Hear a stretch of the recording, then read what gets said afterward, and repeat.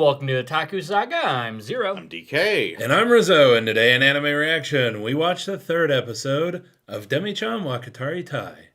Kataritai.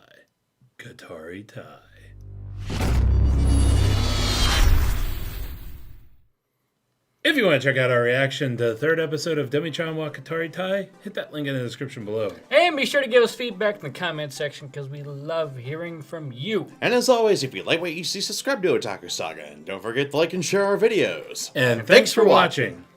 So, on this episode of interviews with Monster Girls, we find out that Sensei here could easily be a phone sex operator. Well, yeah, she's voiced by Yoko Hikasa. I'm talking about Tetsuo Sensei, but that too. Oh. Well, okay. Yeah, no, he totally could. Yeah, basically the gag that I was talking about was one of the ones that struck out to me as funny. And it only really stuck out to me because they did it twice. Twice.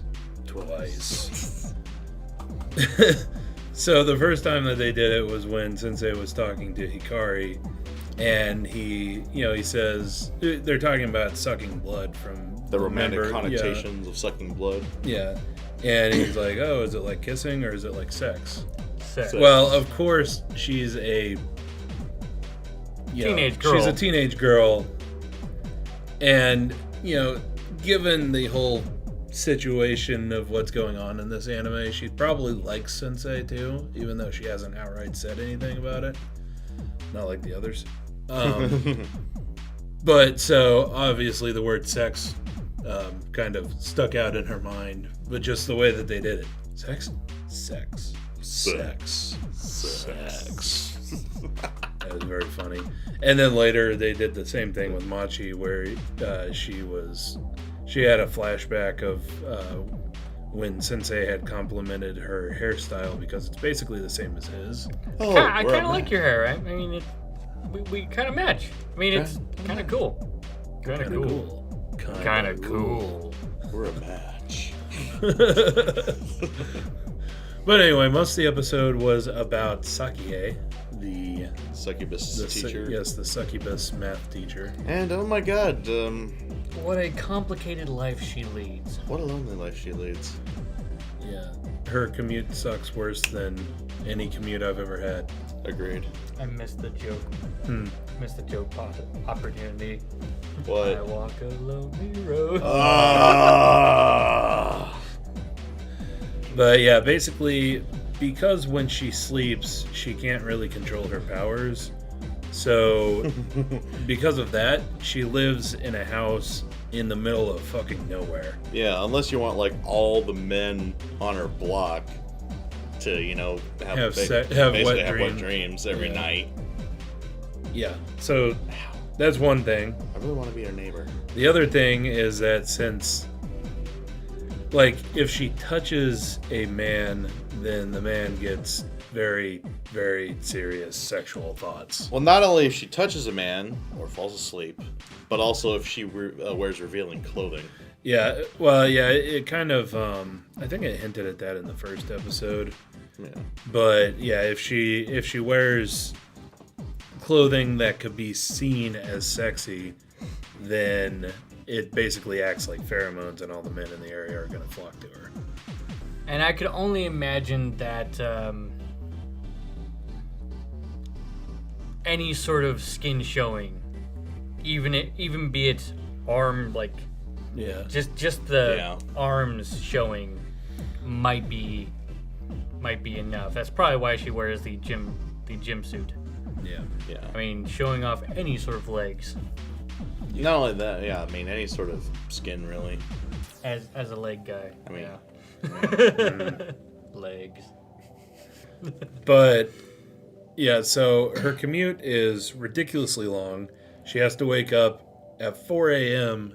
in order to be ready in time to go to walk what looked like several kilometers. Get a scooter. Yeah, please, Oh my God, please, scooter. Sake, just get a scooter for that part. You can park it at the train station. You could sleep an extra hour, probably. Yeah, Please. do yourself a favor. But basically in order to avoid the heavy commute, she has to take the first train in the morning. And the last train of the night. I think the last train of the night bit is probably a little excessive. I mean, it's definitely in her best interest. Well, but I think she could probably go like an hour or so before the last train, and it'd probably be fine. Well, also on the rural lines, they don't run late, also, so it'll be that's at true. A reasonable time.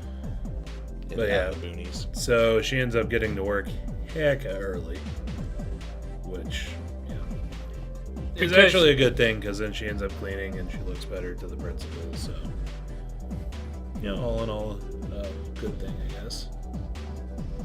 Poor soul. Yeah. I do think that her goal also is to not stand out. Yeah. Yeah. Because she doesn't want to seem like she is flaunting her demi-humanness all over the place.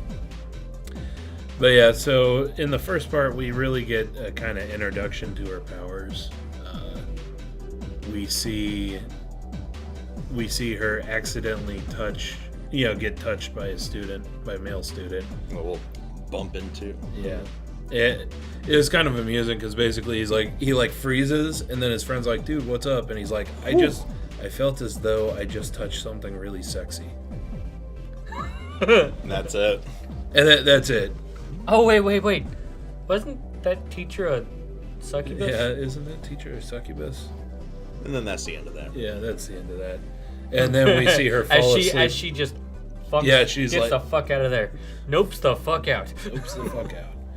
And then the other one was we see her fall asleep on the train home for a split second. And then every man in the car was like, whoo! Yeah, basically. All the guys in the car basically have a wet dream right immediately. Like that. Even I just had the sexiest dream. What the hell's wrong with you? Yeah. And then so we see her, I guess, evening routine at home. Taking a shower at night. Have some chicken and beer. Yep. Some yakitori. Yep. That sounds good. And then, let's see, the next day we get the bit with Takahashi-sensei and Hikari talking in the biology room again. I gotta say, Hikari's stealth skill, legendary. Right? Just whoop! Right from his crotch. Yeah, right in between his legs. And she's not embarrassed by that, apparently. But yeah, they end up having the conversation that really embarrasses Hikari because, I mean, he is talking very frankly about the biological act of sex. Yeah. She set herself up for that one. Oh, yes, she totally did. She totally went Cinderella, and it backfired. Yeah, so she tried to kind of bluff. Yeah, she tried to bluff Takahashi-sensei. Because her sneak skill is very high. Her bluff skill, on the other hand, is very low. Yeah. Because she's like, oh, no, I have no problem talking about that. Oh, really? Well, since you offered. Right. Since you offered. Would you say that it's similar to kissing or similar to sex? Sex. But yeah, so a little funny, embarrassed Hikari moment. But she does plant one on his cheek. Yeah. But, absolutely adorable, I must say. Yeah, she ends up going and kissing him on the cheek. In response, he just stares at her. And she's waiting for him to be embarrassed and flustered, and it doesn't happen. He just totally no-sells it. Well, I see. Well, kissing is indeed easier than sucking blood. Show some embarrassment! Oh, damn it, Hikari. The other thing we get on the second day is we see Sakie being really tired while she's walking through the hall, and she ends up tripping. And on her own feet, no less. Yeah, Takahashi just tanks. Well, yeah. So he catches her. Like skin on skin contact. Complete no face. Oh, are you okay? I'm sure is the worst. Yep. Are you okay? You really need to be careful. You look really tired. You gotta think about your students here, you know? Thinking your students, alright, but think about yourself. Take care of yourself. and then just walks off. So smooth. Completely tanks the succubus hormone thing. But yeah, it makes her start thinking. It's like, whoa, does the powers not really work on people who have low sexual energy? And right when Sensei clears the corner. Yep, he just calmly walks around the corner. Succubi are so erotic.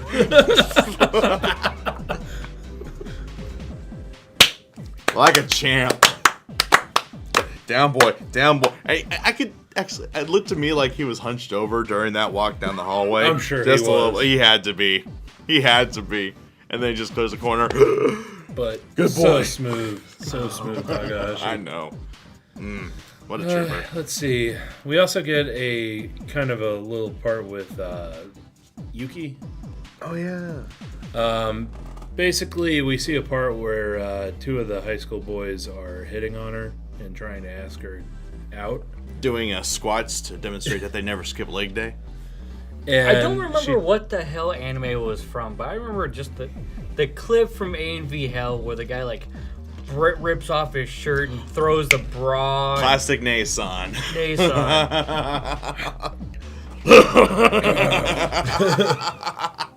Kind of like that. Jackhammer totally crotch action. Yeah. What guy in his right mind thinks that doing that sort of motion? But that's his move. That's his move, man. You don't do moves. He's showing that he doesn't skip leg day. But, yeah, she turns them down and runs away, and then Takahashi comes up behind them and gives them a smack on the head with the notebook. So smooth. And then basically he tells them that he was trying to talk to her. What I think he should have said is, what the hell do you think you're doing? Right. Has no way to talk to a girl. Squats. But I think he made a real big mistake there because he didn't specify the reason why he wants to talk to her. I think he was just said that it's more for a personal reason rather than... Yeah, I think he was trying to think of something that wouldn't make it sound awkward. But it totally made it awkward to him thinking about it. And apparently drawing an audience on it. I mean, he's kind of got to think about appearances here. He's a teacher who just said that he wants to talk to a high school girl for personal reasons. Yeah, and he was trying to smooth it over, but it made him look weird anyway. So, well, that's because he's weird. Yeah, he is weird. But... well, he's a scientist. Yeah. Then we get a little bit with Sakie helping Machi out at the library. Basically, Machi is tasked to carry a box of books to the library, which is fucking terrible. Her homeroom teacher is terrible. What a horrid person. Is he blind? Is she blind? That person blind? If the teacher ain't blind, then they're mad because they had to make an accommodation for Machi. But either way, the teacher's an asshole. Right. But yeah, so Sakie helps her carry the box down to the library and then helps her sort the books when they're in the library. And during that, they have a little talk. Oh boy. Where Machi reveals that she likes Takahashi Sensei. To which Sakie says, I thought it was out loud in the reaction. I thought it was too, yeah. But it's actually just kind of to herself. I do too! Yeah, that she totally has a thing for him as well, which is pretty obvious. But yeah, then they talk a little bit about relationships and then she has probably one of the more real conversations I've seen in an anime for a while, especially one coming from like a teacher. Yeah. Right?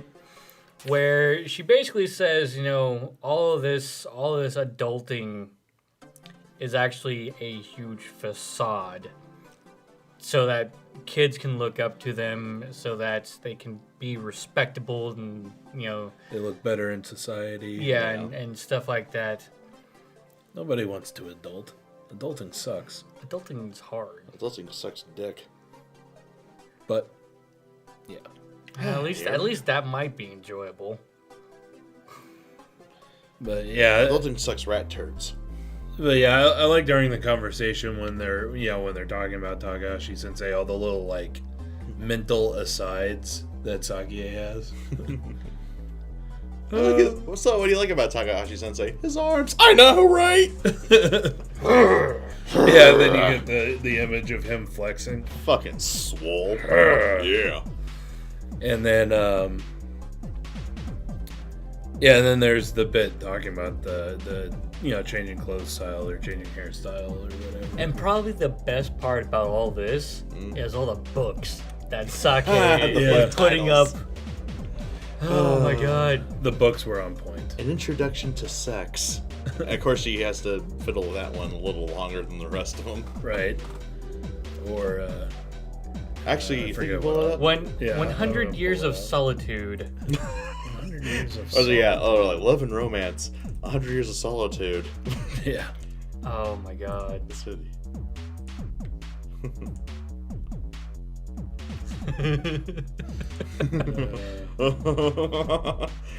I should pull it up again. Yeah. And Sake was. Oh, here we go. Here's the books. First one. First Love. First Love. 100 Years of Solitude. And one more. The agony of coming into the world. As she says, I'm 24 and single. Oh.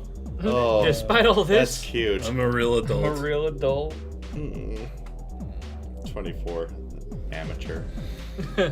But yeah, after that we get a section where Yuki overhears the bully girls in her school talking shit about her because, in their opinion, she acts all high and mighty with the boys.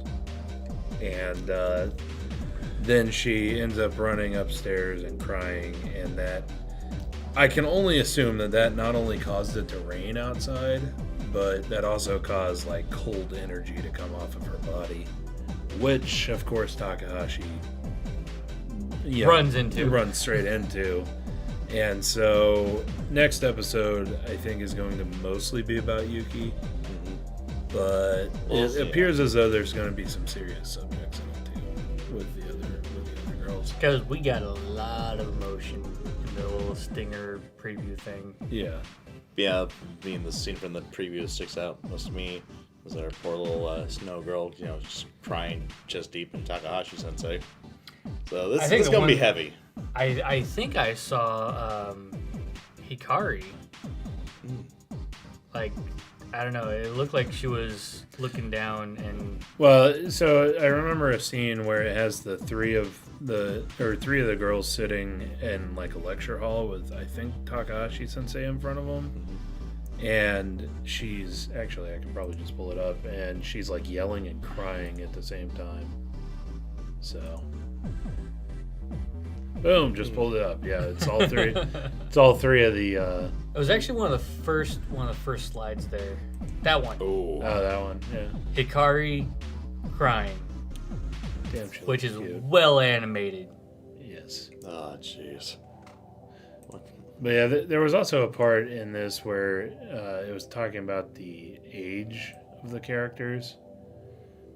Because basically in Sake's mind, or I can't remember if she said it out loud or if it was in her mind, but she basically says that... I think she said it out loud. Yeah, she said it out loud that Takahashi, there's a gap between her and Takahashi that's about the same. Yeah, that is almost the same size as the gap between her and the students. Yeah. Which, if you think about it, she said that she's 24. The students are first years, so they're probably 15, maybe 16 years old. So by that logic, Takahashi should be in his 30s. Yeah, like 32, 33 years old. So I didn't think that he was that old, actually. No. So that old and going for a doctorate. Well, I mean, that's actually realistic, which is, a good thing. So I just didn't want to do the math while we were trying to watch the episode. So while we were talking about it, I was like, I'm going to go back to reading the subtitles. Good call. I didn't miss anything. So. Well, that scene was funny. Yeah. So good call on that. I'm just saying, like, there's a it's a little wiggle room between like 28 and 32, 33. It can be anywhere between those that Takahashi is. And the reason why I say that I think it would probably be more wiggle room between 30 and 32, 33. Well, yeah. Because I could see 6 years being considered, almost the same, rather than like 4 years being considered almost the same gap. So,